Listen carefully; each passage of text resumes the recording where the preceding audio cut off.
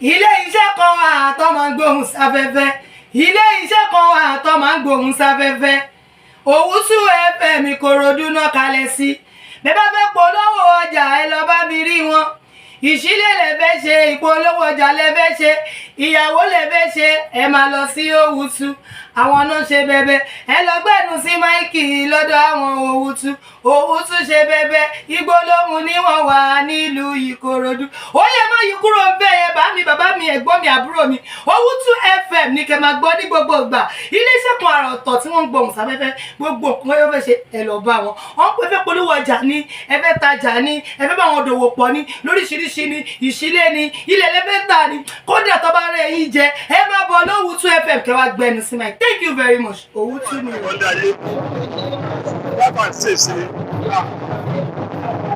Ìkan mẹ́ta ó ló ṣe fún mi láti máa bọ̀ sọ pé ìkíní ó bá fún òtù yá mi.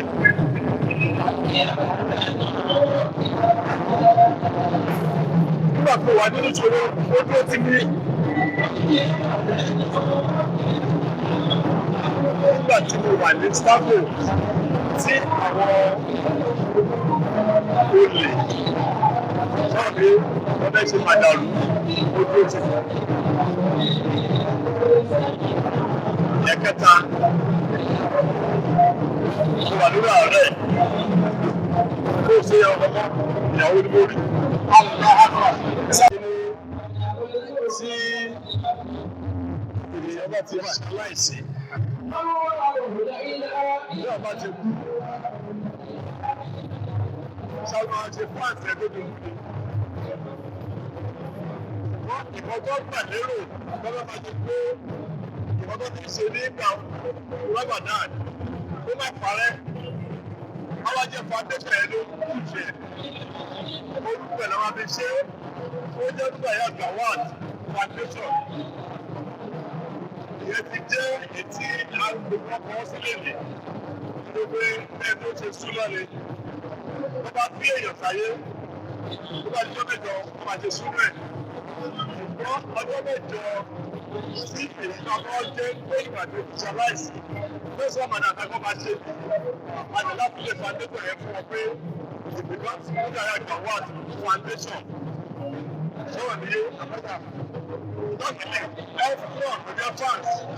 olóòní health tó tẹ̀lé foundation kò sí àbọ̀dọ̀ abbreviation wọn.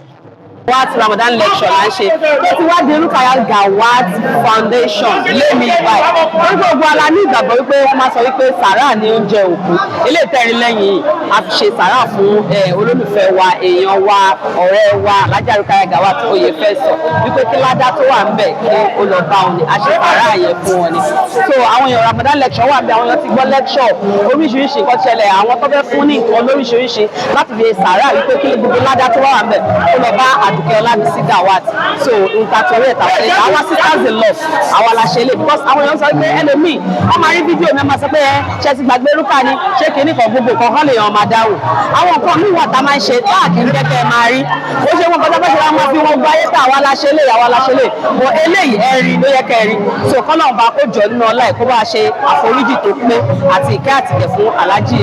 Rukaya Gawat so sisters in love ló ṣe o ó ṣàkíkí o sisters in love ló ṣe lé fún Rukaya Gawat Ọlábísí kọ́nà ọba kó bá kẹ́ o kó tẹ sáfẹ́fẹ́ rere o àmín. Èmi ni Shamsuddin Muhammad Bashir Adéwálé tí mo jẹ́ bàbá ọba fún Rukaya Gawat fans club. èyí tí a gbé kalẹ̀ lónìí kí ni èròǹgbà ẹ̀ kí ló pòpẹ́ rí bó lọ ṣe ṣètò ẹ̀. alhamdulilayi rabbil alamin adúpẹ́ fún Ọlọ́run afẹ́ fún Adéwálé anábìwá Muhammad ọlọ́ọ̀bá tó fi ìdùnnú ẹ̀ tó fi kó wa jọ onífìdí ẹ̀ tú wa ká ní tí mo fẹ́ kí gbogbo àgbáyé ká mọ̀ ní wípé ó dáa kí èèyàn máa ṣe dáadáa ìṣe dáadáa Àdùkẹ́ ìṣe dáadáa Alhaja wa Rukaya Àdùkẹ́ Ọlábísí Gawat òun ló mú Ramadan lecture wa 9th Ramadan lectures ẹlẹ́ẹ̀kẹsàn irú ẹ̀ ó ní à ń ṣe lẹ́nu ìrántí ikú wọn àti ìdúpẹ́ fọ́lọ́run tá a máa ń ṣe ní every year òun ló mú irú eléyìí wá fún wa ká dẹ̀ dúpẹ́ fọ́lọ́run wípé Ọlọ́run ní kí àríṣe ká tó máa rí ọ̀pọ̀lọpọ̀ ẹ̀ ká máa ríṣe láyé. a jẹ́ pé mẹ́jọ tí kọ́kọ́ ṣojú ìkọ́ àgbà tó wà láyé. alhamdulilayi bẹ́ẹ̀ ni ẹlẹ́ẹ̀kẹjọ wọn la ṣe ní last year. tó náà sì wà ń bẹ́ẹ̀. bẹ́ẹ̀ ni àjọ ṣe é ni pẹ̀lú ayọ̀ àti àlàáfíà pẹ̀lú dùnú. kí èèyàn tó wá lè ní òun fẹ́ mọ tẹ̀lé ẹnìkan ẹgbẹ́ gbígbé gẹ́gẹ́ bí fans club tó lóun sì pọ̀ nàìjíríà ó èwùsì nípò rárá kí ló mọ̀ ń yàtọ̀ rẹ bí tẹ̀lé. alhamdulilayi alájà Rukayya wọ́n jẹ́ nìkan tó yàtọ̀ nínú ayé gbogbo apáta la mọ̀ pé wọ́n yàtọ̀ nínú ayé. àkọ́kọ́ wọ́n jẹ́ role model fún àwọn kan nínú ìmúra wọn wọ́n jẹ́ role model fún àwọn kan nínú ìmẹ́kọ̀pù wọn àwọn náà ń pè ní makeup kákùnrin ìkun ẹnu ọ̀pọ̀lọpọ̀ èèyàn nínú ayé ní tó máa sọ ni pé torí pé alájà ò kí ń makeup òun ló fi gbà fún wọn. torí ìmúra alájà ipò òun ò rí ọrùn wọn rí àbí kò rí irun alájà rí ló fi gbà fún wọn. ṣẹ́wárí àwa tí à ń tẹ̀lé alájà Rukayya a gbà fún alájà ní ìgbà wípé ìbáyàn fi inú kan ṣe alájà ò kì í fẹ́ kéèyàn jẹ́ alágàbàgebè kò fẹ́ kéèyàn jẹ́ gbọ́ yìí sọ yìí kò fẹ́ kéèyàn lè sọ̀rọ̀ ní ẹ̀yìn èèyàn kó máa lè sọ níwájú ẹ̀ alájà Rukayya ó jẹ́ nǹkan tí wọ́n nífẹ̀ẹ́ sí so ó jẹ́ nǹkan tí ó ń jẹ́ ìdùnnú fún àwa náà láti lè sọ wípé à ń tẹ̀lé wọn lójú ayé wọn nígbà tí wọn tó sí láyé mọ́ báyìí náà ń sìn àpadà níbi nǹkan wọn. so going forward sir going forward ẹ ti ṣe lẹ́ẹ̀kẹsán báyìí bó ṣe pé kò sí láyé mọ́ kí wàá ní ẹ̀kẹ́ ìwọ́ ẹ̀ kọkànlá. Kindly subscribe to our YouTube channel, Owutu FM Lagos. Bye.